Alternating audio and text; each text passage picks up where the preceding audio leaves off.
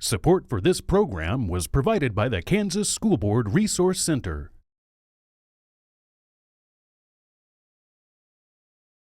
From the Alvin and Rosalie Sarachek Studio, PBS Kansas presents Resolving the Literacy Crisis in Kansas Schools.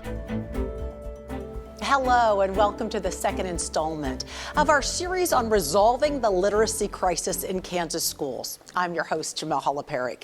In part one, we learned that 1/3 of Kansas students struggle to read and that only 17% of Kansas graduates are college ready in English, reading, math, and science. We also discussed how the literacy crisis is affecting higher education and the workforce, as well as the factors that contributed to its development. Tonight, we explore the significant barriers blocking students' path to academic success. Because as Apple co-founder Steve Jobs said, if you define the problem correctly, you almost have the solution. First, we'll speak with 3 legislators about laws intended to facilitate academic improvement that aren't being followed as intended. Then we will discuss local school board members' challenges in obtaining the information and support they need to guide districts toward better outcomes. School districts exist to academically prepare students for life after high school. And in many cases, however, critics contend that school districts' strategic plans don't make academic improvement the #1 priority. In our third segment, we'll discuss why strategic planning and goal setting may unintentionally create literacy barriers. Our final panel will explain why an ineffective method of teaching students to read must be urgently replaced by structured literacy and the science of reading. I'll introduce our first panel from your left to right. First, we have Senator Renee Erickson, who chairs the Senate Education Committee in Topeka. And Senator Erickson represents the 30th Senate District in East Wichita. And she also worked in public schools as a teacher and a middle school principal. Our next panelist is also a former teacher. Representative Christy Williams represents District 77 in Augusta. She chaired the House K-12 Budget Committee for several years and currently serves on the Education Funding Task Force. And finally, Representative Sherry Brantley represents the 112th District in Great Bend and is vice chair of the K-12 Budget Committee and serves on the House Education Committee. She also has 30+ years as a math teacher and a math interventionist. Each of our panelists serves on a variety of other committees in the Kansas legislature. And Senator Erickson, let's start with you first off. Now, education topics often lead to sharp divides in the legislature. What do you want Kansans to know about that today? Well, yes, there are obviously disagreements, but I do think we all agree on the goal of giving kids a great education. Look, we all want kids to excel and succeed. I think we also agree that teachers want what's best for kids as well as all people in the school system, and they're working very hard. Still, student outcomes are really short of what students need to be successful. And I think we need to focus on fixing that with a sense of urgency. This is not a partisan issue. We are all responsible for identifying the obstacles and having the courage to implement the changes that we know need to be made. Absolutely. And Representative Williams, what are your thoughts on this? Well, I 100% agree that we're all in this together and that we have to be courageous in looking for solutions, and we have to be courageous and agree on what those problems are. Our students are #1 priority. Our teachers are the #1 pathway to get our students to the very best outcomes. So we should be committed toward that end, students first, with the assistance of the teachers. And from there, we can find a path forward for better literacy for Kansas. It's a team effort, it really is. And let's talk about the building needs assessment law. I understand there's a fair amount of controversy about that. And Representative Brantley, let's start with what the law is intended to do. Thank you. That's a great question. Our school boards, according to the law, are supposed to go out and meet with the schools, the principals, the staff, teachers, so that they know where to direct their budget needs rather than in the dark, not knowing whether the budget is driving that student outcome results. So making sure that our school boards are not siloed away from the schools. This law helps bring everyone together and have a collaboration time and a consensus and a transparency for those needs. And Senator, what do you say about this? Well, here's a good example of what these meetings can disclose. A school board member encouraged a superintendent to have an assessment meeting at an elementary school.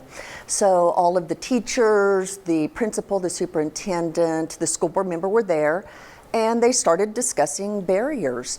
And one teacher disclosed that they really weren't sure that they knew how to effectively teach students how to read.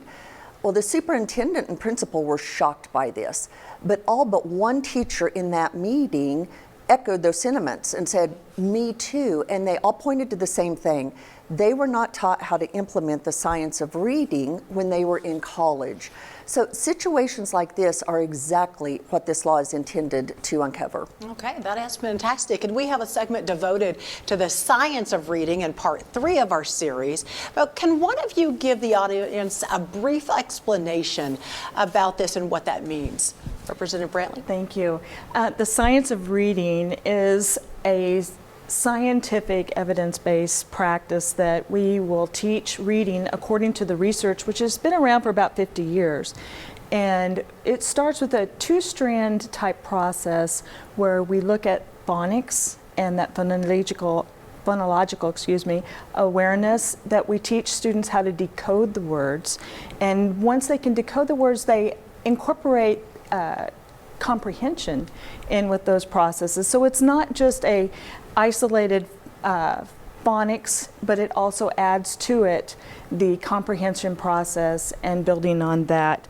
As we look at universities, often our pre-service candidates are not getting that instruction, and that's really vital for them to be able to go into the classroom and be able to teach the science of reading immediately. So we want to make sure that we are bringing the science of reading to our pre-service candidates so that they can actually go out to the classroom and start off right away teaching the science of reading for our students. And what can the legislature do about this? Well, we've already done a couple of things very important. Every Child Can Read Act we passed in 23, and then we followed that up with the Blueprint for Literacy in 2024. And basically, those two laws work together to ensure that by the time our kids are in 3rd grade, they need to be successful readers in order to have a successful career in education and then on in their other pursuit of academics and professional life. So we established that they need to have just the basics of structural literacy, which is the science of reading and phonics. And then we established there need to be screenings and there needs to be interventions for those that are struggling. And finally, there needs to be really good, effective, and ongoing parental communication.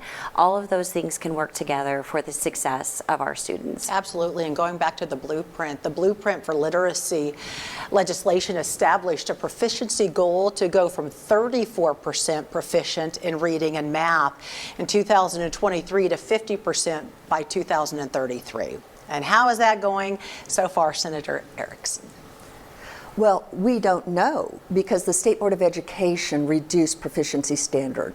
Look, the law that we passed said that the State Board shall not substantially revise or update the English language arts or mathematics curriculum standards that were in place on July 1st of 2024 in a manner that would necessitate the development of new statewide assessments in English language arts and math. Now, curriculum standards are what students are able to know or should be able to know, and proficiency standards measure how well they achieve that. So on an assessment, curriculum standards are what the students are tested on, and proficiency measures how well they do on that assessment. Well, if we use the test that we had in place and the proficiency standards from 2024, when the Blueprint for Literacy was put into place, 34% of our students were proficient in reading. The state board is now telling us that it's 44%. We know this isn't accurate because independent tests like the ACT and the National Assessment for Educational Progress show that results are actually declining. Yep, absolutely. Now, let's move on to our last topic, at-risk funding. And the legislature provides over $500 million each year to fund extra services for students who are academically at risk of failing. A 2019 state audit concluded that school districts aren't spending the money as required in state law. And a follow-up audit in 2023 said nothing has changed. Now, how can this happen? Representative Williams. It's something the legislature is really paying close attention to, and we want to continue to follow up on, especially as we are trying to construct a new formula for funding. But bottom line, at-risk funding is for kids, for students to have above and beyond services beyond what they would get in a regular classroom. And those audits found that the majority of all funding was used for regular classroom teachers. That's not what the law prescribes. And furthermore, we have no consequence in state law. We would hope that the State Board of Education would come in and fill that gap and require all schools to follow the law in order to meet accreditation standards. However, in a recent State Board of Education meeting, sadly, it was said that they only need to follow applicable laws. So it makes me wonder, do they choose what is and what is not applicable? At-risk funding needs to be for students to have above and beyond services, and I'm very disappointed that we really haven't gotten to that place yet. So you're saying that the state school board is allowing districts to ignore the at-risk funding law? Apparently they are, because since 2019, we've not seen a change in how the monies have been used. And frankly, we've seen the students that qualify for at-risk services do worse, not better. And that gap between those that are paying for their lunch and not paying for their lunch is growing. That's not a good sign. So is that why it's said that student outcomes won't change until adult behaviors change, Senator? Well, exactly. And it's not just adults in education administration, it's legislators as well. Look, we consider changing the law to require the State Board of Education to remove accreditation from school districts that do not comply with laws like this. But we couldn't get the votes to pass it. Okay. Well, Senator Erickson, Representative Williams, and Representative Brantley, thank you so much for highlighting some of the major institutional barriers contributing to the literacy crisis in Kansas. And when we come back, we'll talk about some challenges local school boards face in resolving the Kansas literacy crisis. Thank you, ladies.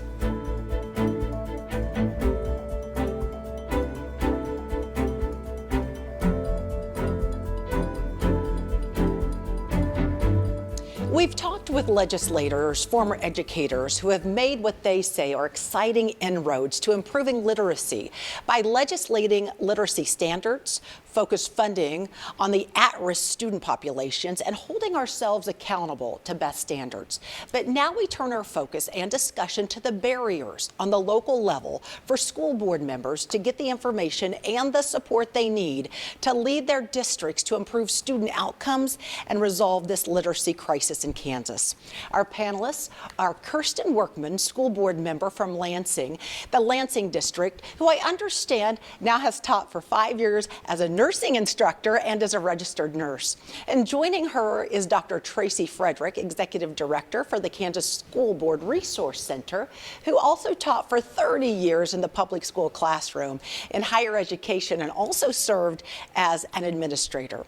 So thank you, ladies, for being here. I appreciate it. And first off, Kirsten, let me thank you for being here and your service. And we know it takes a lot of time that you offer, and we appreciate that. Now, you serve in a volunteer position that takes countless hours and often goes unappreciated. And I understand it is a challenging position, but it would seem even more so when you see the persistent declining outcomes in your district and across Kansas. So what do you say about that? Well, first, thank you, Jemelle. It's truly a privilege to serve in this position. Ultimately, school board members are accountable to our constituents for the quality of the education that our students receive. Whether students graduate college or career ready depends in a large part upon the educational goals and expectations set by the board. As you know, we are experiencing a literacy crisis in Kansas, and in times of crisis, passive oversight from leadership is not enough to change the trajectory of our course. Boards must actively govern. That can be difficult for many board members for several reasons, but particularly because so many believe that the primary role of a school board member is to promote and represent the school district. However, board members are actually elected to do the opposite, to represent the public's interests for its children to the school district. Our job is to provide oversight, to collaborate with the district, set expectations, to ensure the conditions for academic success are in place, and to bring accountability to the system that is tasked with educating our children. And I think this is what it comes down to that people ask often is, how do you ensure that this happens? Well, it doesn't mean choosing the curriculum or supervising the day-to-day instruction in the classroom. What it does mean is setting specific, non-negotiable literacy goals, requiring the use of evidence-based teaching practice, identifying those at-risk students early and meeting their needs consistently, allocating financial resources that are in alignment with our stated priorities, and lastly, holding leadership accountable for student outcomes. Everything starts with quality goal setting. While setting goals with aspirational language centered around general improvement may feel good or seem sufficient, but we are truly failing our students if that's all we do. We can work harder, spend more, and exert endless amounts of effort, but without clearly defined goals, we'll end up focusing on insignificant tasks. If board members do not define specific literacy outcomes, which are measurable, if we do not insist on fidelity to evidence-based techniques and curriculum and frequently monitor student progress, we should expect no significant improvements in literacy. Okay, Dr. Frederick, what do you say about that? Well, that's the thing. I mean, that's what needs to be done, but it's hard to make sure that happens. It certainly is, and I think that Kirsten talked about in, the first question came to that point of accountability. And so she talked about how school boards hold the systems accountable, but we all have to realize that everybody is held accountable. The school board is held accountable by the community to ensure that they're providing and overseeing and making sure that the school is upholding the values that are reflected in the community and the expectations that the community parents have for students to be prepared when they graduate. So in partnership with those parents. So that's so very important. But also, in order to do that, what we do or what I do is we coach school board members to ask questions. I mean, there's no threat in asking a question of how do we do that? How are we accomplishing that? What resources are we using, or do we need more resources for this?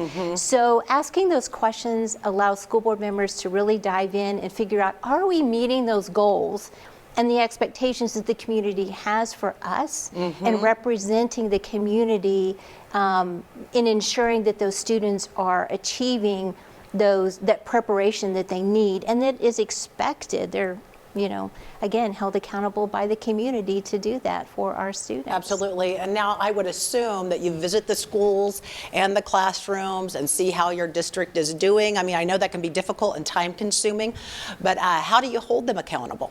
Well, actually, while most districts do have policy that acknowledge schools belong to the public, accessing them during the school day, even for a board member, is not as simple as you might think. Security concerns, staff fears over being evaluated by board member, and student privacy are some of the reasons I've heard to discourage board members from visiting schools. Our district does welcome board members for the occasional walk through, but a neighboring district, for example, requires advance notice from a board member, coordination of an appointment time, and a superintendent escort just to visit the schools.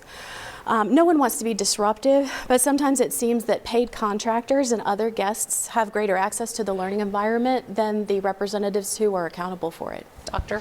Well, it's and it's so interesting that when we get our school board members connected with the teachers, it's so interesting. The teachers will say, could you please come visit my class?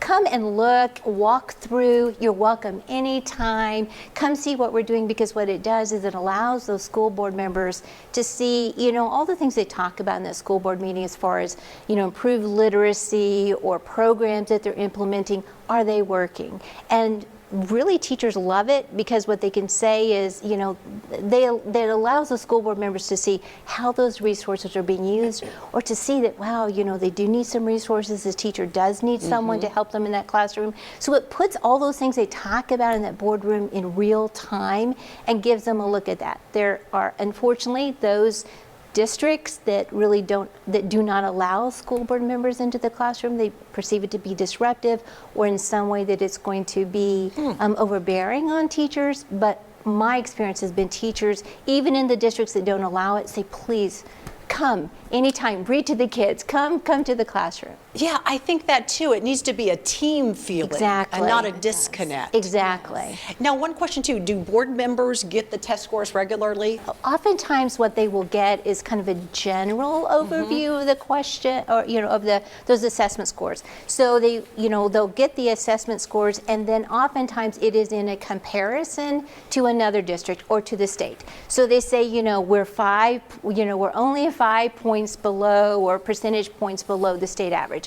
Well, quite honestly, Jemelle, if the state average is about 40% proficient in reading, that's a very different kind of a conversation. So 5 points below may sound pretty good, or we're 3 points or 3 percentage points above some district that is close to us.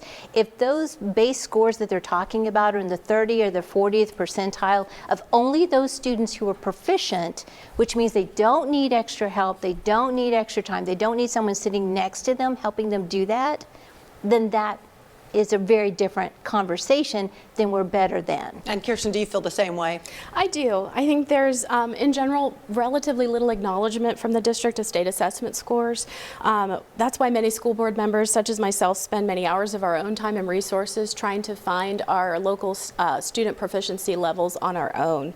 The study and analysis that should take place as a group of school board members often happens in a silo, or not at all, just because the information isn't truly accessible or is valued by the administration.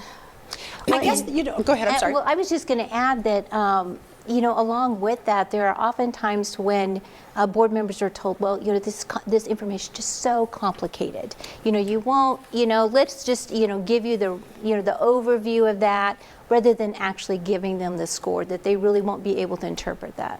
And do you feel like if the data and the resources were available, this could make a big difference in the literacy crisis? Oh, well, sure, and Kirsten might be able to speak to that as well, you know, in the seat in which she actually looks at that. But that's what I find oftentimes. I mean, just a couple of weeks ago, I spoke to a school board member who said he got the raw score, you know, of we're doing X, you know, these are our literacy scores, these are our math scores, and so therefore we're doing really well. And so the school board member had the scores themselves and says, but do you realize that 2/3 of our students still can't read? Right. So we may be better than this district over here, but you know what? We got to look into our own house. Because as a state, we're not doing very well. We're really not. Unfortunately, we're not. Now, in 1998, when the NAEP scores came out, we were doing better than average. Unfortunately, now that we're at the very bottom of that. And we got to make some changes now. You know, we can sit around and we can wait for something to happen, but we've been doing that for a decade. Right. Right. Now, Kirsten, what do you think needs to happen between you and your teachers when you see what could really make a difference? Because I do hate to hear that kind of you have that disconnect, and that it's kind of fearful maybe for the teachers thinking, oh, goodness, a school board member is coming to the classroom. You know how that, kind of like when your boss comes, sure, right? Exactly. But you really want to make them know that you're there for them to help them succeed and help their students succeed. It's not that you're trying to look down upon them. You want to be a resource to help them. How do you think that can really happen? I think that's correct. I think most board members, and myself included, want to reassure our teachers that we're not there to evaluate them. That's not our role. That's not even on our minds. We really just want to have a picture of what they need to be successful, where our students really are, so that we can all have a conversation where we're kind of starting from the same place. Working together. Exactly. And, you know, many people don't realize that a board member cannot fire a teacher. You know, a teacher reports to a principal, an assistant principal, superintendent, and so there are recommendations for contracts, but a board member isn't there to fire. They do not fire or hire. I mean, they will, you know, approve contracts, but they hold the superintendent accountable for those outcomes. The superintendent is, you know, that CEO of that organization to make sure that it's moving in the right direction. And so they're not there to even, you know, look for some kind of contract problem or, you know, bring something up. Right. They're there to help. Yes. And Kirsten, what made you want to become a school board member? I mean, it takes a lot of time. You know, it's volunteer time, and you have to do a lot of studying and you have to do a lot of research. So what made you want to be a school board member? Because I care about the children in our community. I could see some of the gaps that my own children were suffering and working through just from their education. I wanted to be a part of that, to kind of solving the problems and meeting teachers, meeting students where they are, so that we can make a difference, so that children can read. Because like Tracy said, two-thirds of our young adults are not where they need to be with reading. They won't be able to understand a lease. They won't be able to understand healthcare information that's written, instructions at work. They won't be able to fully enjoy reading and other culturally enriching activities. They won't be able to express themselves if they're not reading where they need to be. And it is a crisis, and we do need to change our course and do something different in order to make sure that the next generation can read and write well. You bet. And it's our jobs as parents, as education leaders, as school board members, to get these kids prepared for the workforce, for college, so they can go out, spread their wings, and build a great future for all of us. That's exactly right. I mean, that's really the whole purpose. I mean, every school, every district, you know, every educational institution is there to prepare students so that they will be able to have the skills that they need in order to accomplish their life goals. I mean, each of us, we have been in different, you know, occupations in our lives, but having all of those fundamental skills to be able to read, to do math, those basic skills allow us to achieve and to be able to you know, do anything. Our opportunities are endless if we're able to do that. Absolutely. Thank you, ladies. We really appreciate your time, and we appreciate the boards who take on this responsibility, and it's a serious issue, and we appreciate you ladies for providing insight into the serious challenges and obstacles that school boards face to get the information they need to make sure our kids have the education they deserve and resolve the Kansas literacy crisis. When we return, we'll examine some organizational barriers within school districts that must be overcome to remove obstacles to learning.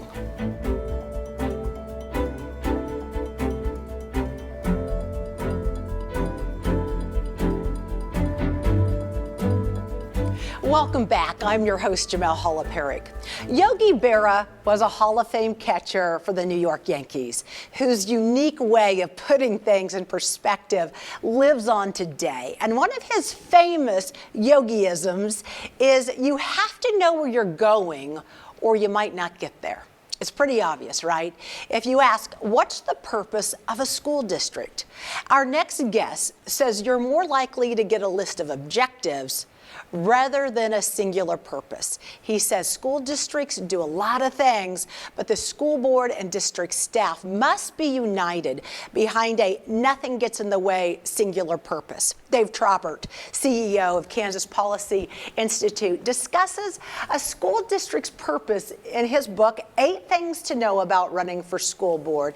And Dave, you write about the difference between actions and intentions in your book with a great example about school board agendas. Yeah, so a few years ago, we had A.J. Crable, author of Great on Their Behalf, in town talking to Kansas school board members, and he took them through an exercise. He said, think back on all the agendas you've seen over the last year, and now think about how much time was devoted over that year to talking about improving student outcomes. And we'd go through a few iterations, and well, that wasn't it. And it finally, when they narrowed it down, they kind of agreed it was less than 5%. And so it really struck a nerve with those school board members, because we're not spending enough time focusing on what we need to be doing. Yes. What should be a school district's purpose, in your opinion? Well, the singular purpose has to be improving student outcomes. I mean, there's, as you said, school districts do a lot of things, and they will continue to do things. But if you have, say, 5 priorities, then you have 4 priorities competing for time and resources with improving student outcomes. Right, I was going to ask you, what goals do districts have other than improving outcomes? Improving outcomes is number 1, but what other things? Well, first of all, they're not really goals. They're more like objectives. And so here's a district that has 4 goals, 4 priorities rather. Number 1 is focus on individual student growth to maximize college and career opportunities. Number 2, build positive relationships within schools and communities. Number 3, manage our resources efficiently and effectively. And number 4, provide a safe and functional environment. Now, focusing on student growth sounds good, but you're just focusing, you're not improving. And if you don't hold yourself accountable to something specific, as Yogi said, you're probably not going to get there. So it has to be very specific or it's not going to be accomplished. Yes, okay, and now how do school boards go about setting measurable goals for improving student outcomes? Well, most don't have measurable goals. They have objectives and they have things, I mean, I know they think they do. This is all very well intended. And honestly, I was guilty of a lot of the same things until I went through some of the training that we're putting school board members through now. It has to be a very specific goal. So they just, the ones that are really doing it now are listening to their communities first, and they're getting their direction from the community. And why is community input so important? Well, I mean, you think about it, a school board member isn't elected to go share his or her personal opinions. They're not elected to represent the district's desires. They were elected to represent the community. And so you really need to understand what the community wants. That's what needs to be conveyed at board meetings. So I'll give you a great example. This real story happened. So we worked with one district, asked us to come in and help with strategic planning. And we said, now we understand that you're proud of being a little above the state average. I think they were about 10 points above. They were at 43% proficient. And they said, you're proud, right? And they said, well, yeah, we're really proud. We're doing well. And we said, well, do you think your community would say mission accomplished at 43%? And their jaws dropped. Right. I mean, they hadn't thought of it that way. But to their credit, they talked amongst themselves and they said, no. I said, well, what do you think it would be? And they came up with, well, somewhere between 70 and 80%. And we said, okay, that means we have a lot of work to do, don't we? Because we're not going to get there by doing the same things that brought us here. And you could just see the realization settle in. And that's the kind of training every school board needs to understand how to come together behind a singular purpose. And they did, and they started listening to the community, and that's how they started turning the place around. Thank you, Dave, for being here. We appreciate it. This has certainly been eye-opening, and when we return, we'll talk with 2 literacy experts who will explain why some reading programs are major contributors to the literacy crisis in Kansas schools.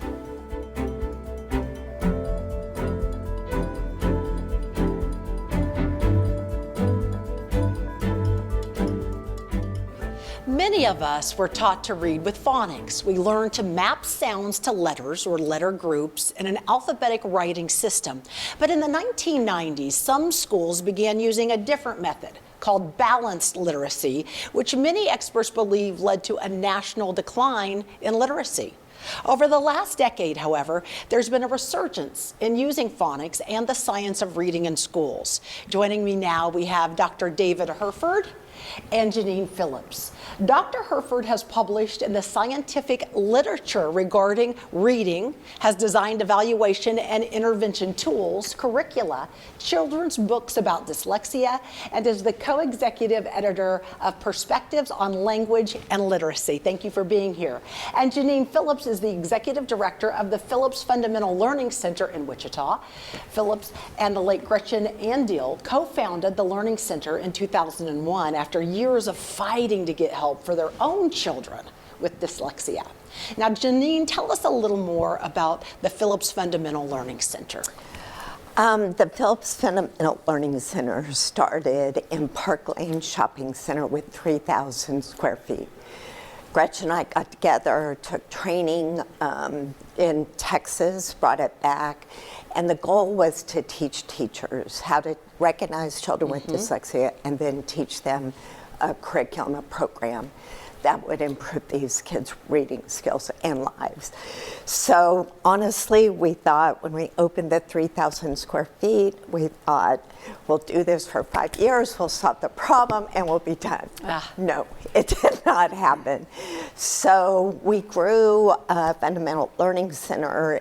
We moved into assessing children with dyslexia. That was kind of the next step. We went into advocacy, and then finally we decided to start a school.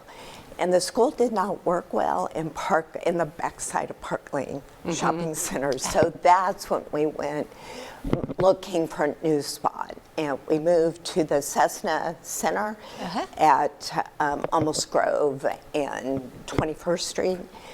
Outgrew that, and at that point in time, we knew we needed to build a new building, which we did. So, and Dr. Herford, what is the science of reading, and why is it superior to balanced literacy? That's a really good question. And first, I think it's important to note that science is a way that we understand reality. And we do so using the scientific method so that we can extract our own personal biases, which we have. The science of reading is the application of science to reading, and everything that we know about reading that's been vetted through science is the science of reading. So, the neurological processes involved with reading, phonological processing, how we identify it, what we should do about kids who are struggling readers, and how to teach kids in general. So that's the science piece of it. And from the science, we have structured literacy. But let's talk about how we get to be good readers. And that starts, when most kids are born, they just have to be immersed in a language environment and they acquire language. I kind of akin that to firmware that's implanted in our brain. They just have to have exposure and then they acquire language. Reading is an entirely different process. However, reading is a process that is sort of like learning a second language, where you're mapping the graphemes or the letters on to the sounds that are used to represent them. So when we're looking at infants, parents need to talk to them. They need to use a rich language construction to increase their vocabulary, because we know that when kids get to kindergarten, that's one of the best predictors of academic success.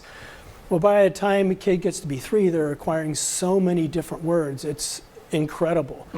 By 4, in the process of learning how to read, you need to be able to understand that words are composed of sounds, smaller units of the words.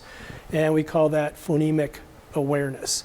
If you don't have phonemic awareness, then you're going to have big challenges learning how to read, because that is what you're mapping those graphemes on, are the phonemes or the sounds.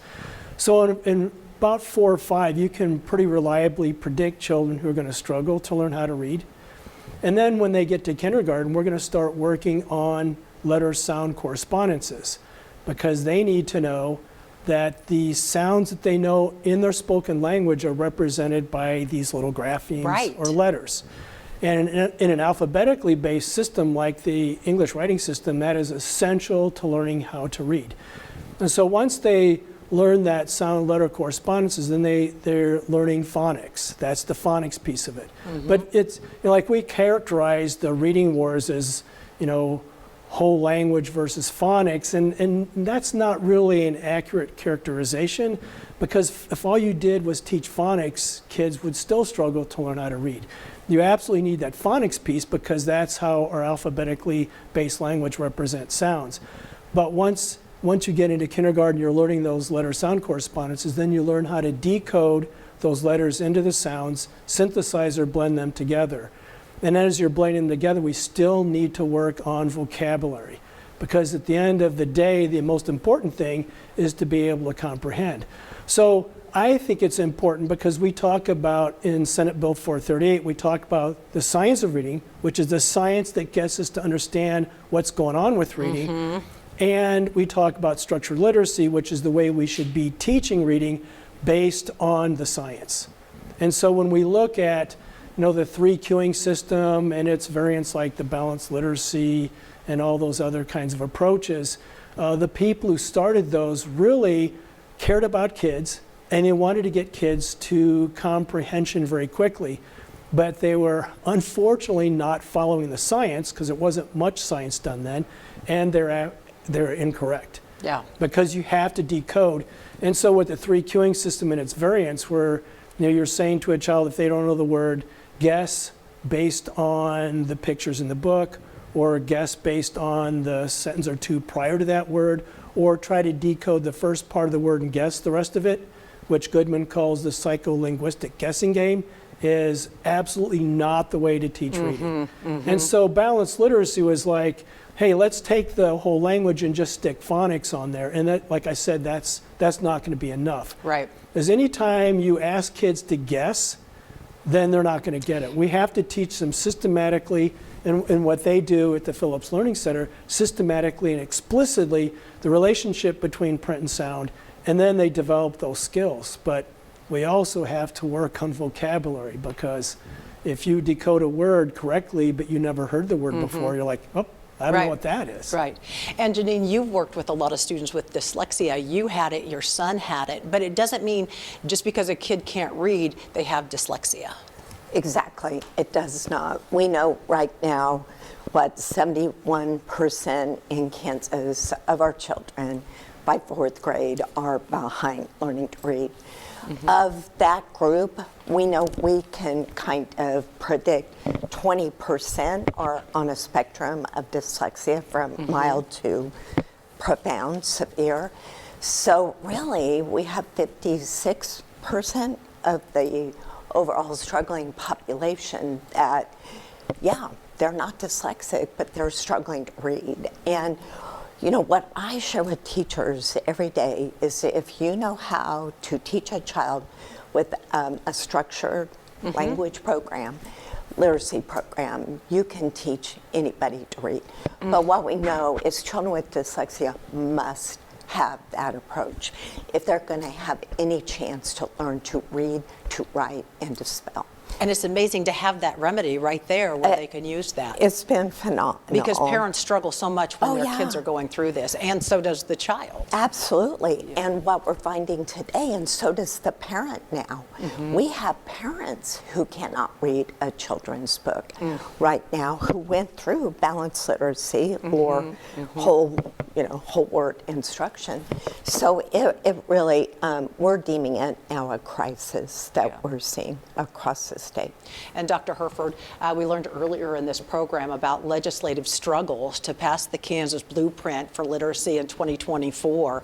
And we're now a little over a year into the program. How do you assess its impact, and what can be done to improve the effectiveness? That's a good question. And, I was part of the group that helped write the initial piece of that legislation. And, we looked at No Child Left Behind, our own research experiences, other people's. And the law itself actually does a great job of laying out what needs to happen. Now, of course, there's going to always be delay between, the law and then seeing the effects, because this is really moving a giant system in a different direction. In reality, teachers want to know this information. If you've listened to Sold a Story podcast, Emily Hanford interviews, individuals who are teachers who are like, I knew something was not right with this approach. And I feel terrible now knowing I could help so many children. You know, so really this is an opportunity for us to work together to make a huge difference. And I think that's kind of the important point. It's going to take some time to get this done, but we need to still stay on track. It's about implementation at this point in time. You know, because if you look at the number of individuals who are working towards understanding the science of reading and structural literacy, that's improving. KSDE requires that individuals get the literacy seal and when they get relicensed. And so we're seeing people making effort to get to this point. And I think about half the teachers are somewhere in the process of getting that done. At colleges of education, we're now teaching at least two science-based reading courses. And, you know, granted, are the students leaving those courses right now knowing everything they need to know? Not really, because we're still making progress in even helping professors understand what the science of reading and structural literacy is. There are some places that are doing that very, very well. There's other places that are getting retooled to do that. School systems are required to use structural literacy as their coursework. And structural literacy is a framework. It's not necessarily a curriculum, but it's how the curricula should be written based on structured literacy, which is explicit, systematic, dealing with, you know, phonics and vocabulary, letter-sound correspondences, those types of things that we know through science works. And so it's important that we get everyone on the same page, but, you know, we're talking about an entire state of people, which is, it's going to take some time. But we have to keep doing it. We have to give people support because if we don't and people start abandoning this new effort, which is more challenging, then in the end people will say, well, I knew science of reading wasn't going to be the answer. It is the answer because everything that we know about reading is contained within that body of knowledge. And so we need to apply that. So, you know, we're getting there. We're not there yet. We have very lofty goals, 90% of kids reading at the basic level, stage 2 or greater.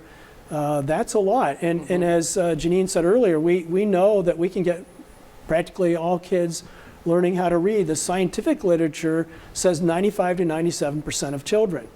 Well, right now we're nowhere near that. So if we get anywhere near that 90% goal by 2033, that's going to be enormous and that's going to be wonderful. And we can put more resources to the kids who are struggling. But really it takes what we call the tier 1, where, you know, it's what all kids should be getting as their reading instruction should be based in structural literacy. If we do that, far fewer kids are going to struggle. And my friend Bob Pasternak, who was the Assistant Secretary of Education during the No Child Left Behind era, says, you know, beyond those kids who are reading disabled or dyslexic, we have kids, as he calls them, ain't been taught. They haven't been taught. If we teach them correctly, they're going to get it, right? Yeah. And how powerful is that? And you both are so passionate about this. And Janine, your alphabetic phonics program was finally added to the Kansas State Board of Education list of approved state at-risk evidence-based programs. And to tell us about the alphabetic phonics and why it's such a challenge to get the approved list. You know, I asked that question for 20 years. Why won't anybody look at this, pay attention to this? I discovered alphabetic phonics when my dear friend and co-founder Gretchen, I met her as I was searching for what I do with my son Cooper. I had a terrible kindergarten year. First grade we moved to Wichita, and first grade I knew I did not want to go through another kindergarten year, so like that. So I worked with them all summer. My background was elementary ed. I thought, I'll do everything I can to teach him well. By the time school started, I saw no hope. So I met with the school staff, got a call within 3 days after school started, and the reading specialist said, I don't know what your son has. I've never seen anything like it. He's super smart. He knows nothing. And she said, I need to know what medical people have you seen. And I said 14 different medical professionals when he had that miserable kindergarten year. And she said, did you see an educational psychologist? And I said, no. Where do I go? So that's when we found out he was profoundly dyslexic. So I start asking the system, what do you guys have for children with dyslexia? Nothing. So dead end, dead end. So I met Gretchen in, I would say, the 1st of October. Her child had struggled significantly, so she had found Alphabetic Phonics training site in Dallas, Texas. So she grabbed me by the shoulders and she said, you're gonna have to go to Texas. You're gonna have to learn how to teach Cooper. And I said, I'll do whatever it takes. Well, I did say that at first, and then I got cold feet. Oh, you did? She paid for my course. It was a 3-week course.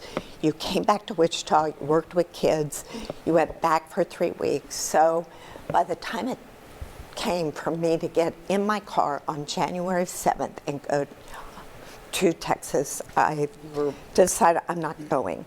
My phone rang. It was a landline at the time. We didn't have car phones, cell phones. My landline rang, and I picked it up, and she said, you're supposed to be on the road.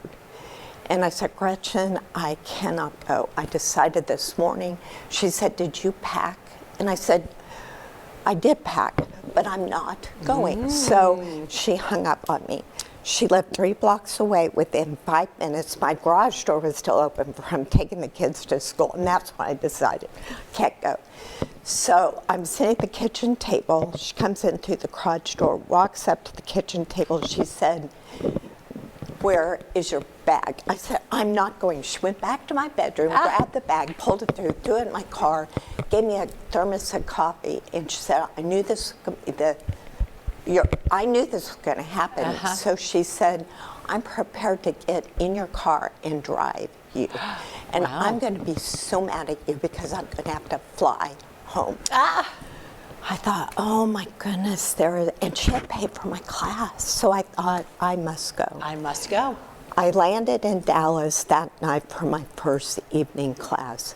Changed my life. That was where I realized I had to come. She was right. I was saving his life. And now looking back, absolutely. And that's what she shared with every parent that came into our center. Alphabetic phonics is a must, and you must learn as a parent as well what your role is to do. Yeah, to work with your kids. Yeah. Now, Dr. Herford, the National Council on Teacher Quality says some universities in Kansas and across the nation have very good teacher preparation programs for reading, but others in Kansas and across the nation do a rather poor job. Do you think that's accurate? And if so, why is that? Well, I think it's accurate. The National Council of Teacher Quality started in 2000. 2002, George Bush signed the now No Child Left Behind legislation. And since then, they've been pretty aggressive at looking at what colleges of education are doing to teach reading, because their whole bit is really to try to figure out and help people become more efficient in teaching pre-service teachers to become teachers.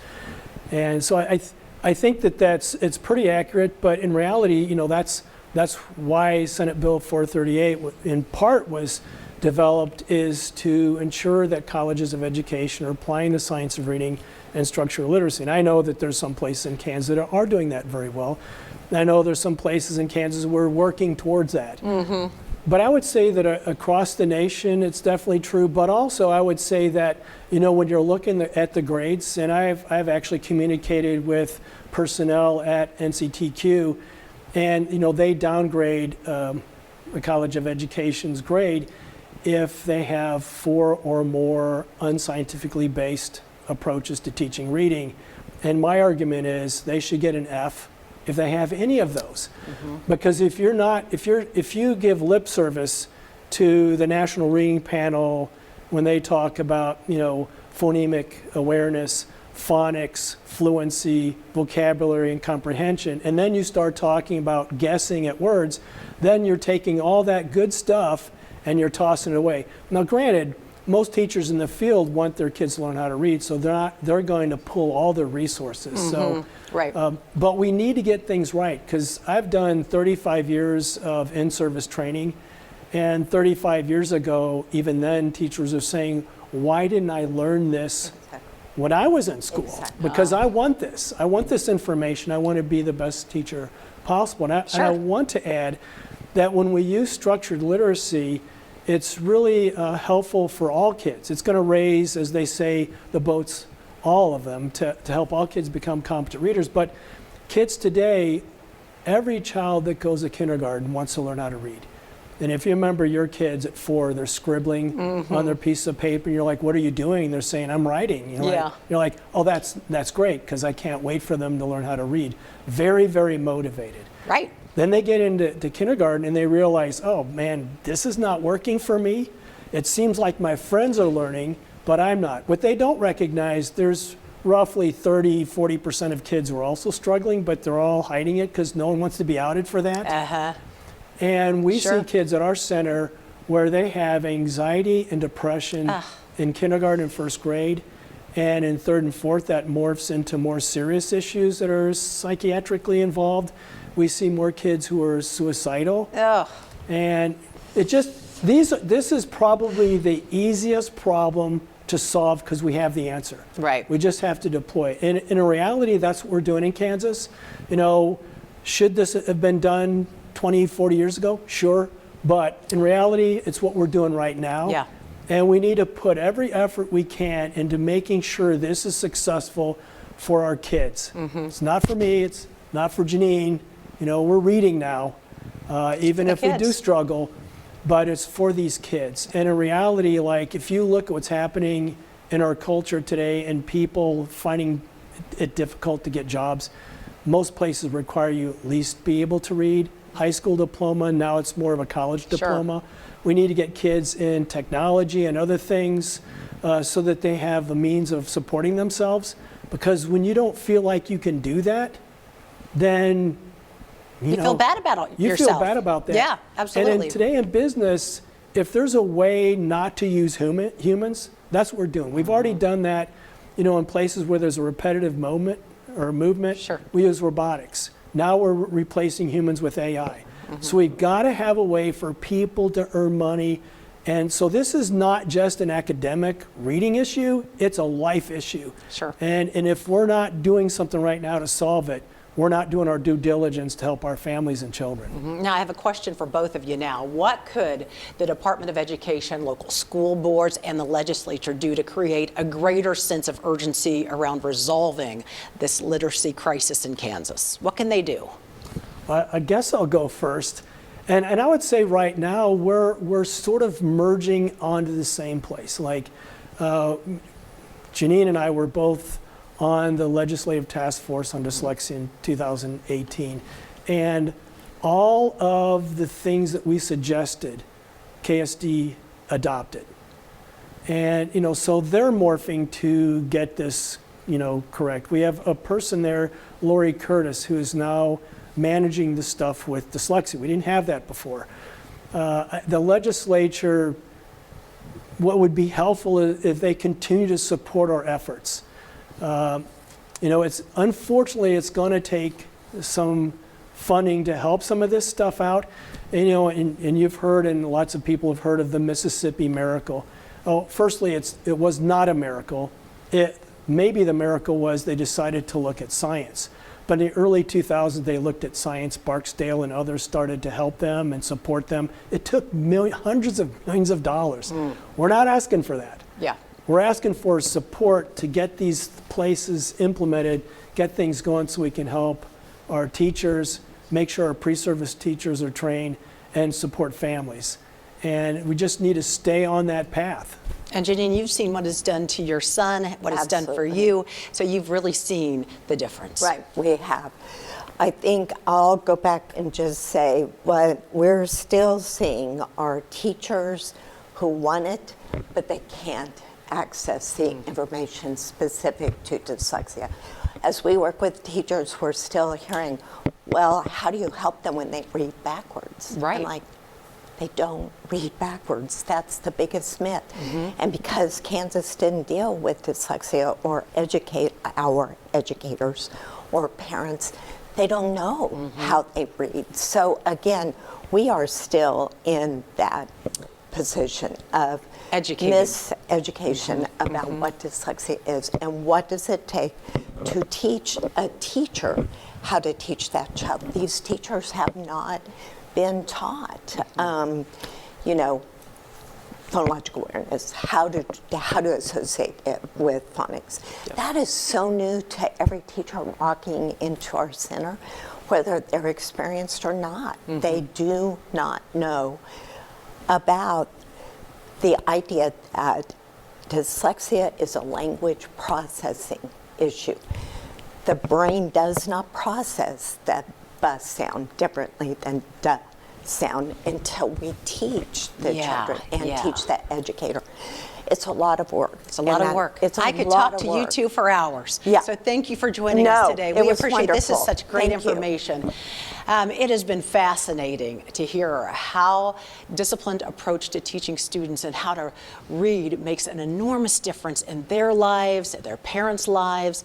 On our next and final installment of our series on resolving the literacy crisis in Kansas schools, we will explore solutions that can be implemented. And we'll start with a case study of a Kansas school district that is well on its way to improving student outcomes.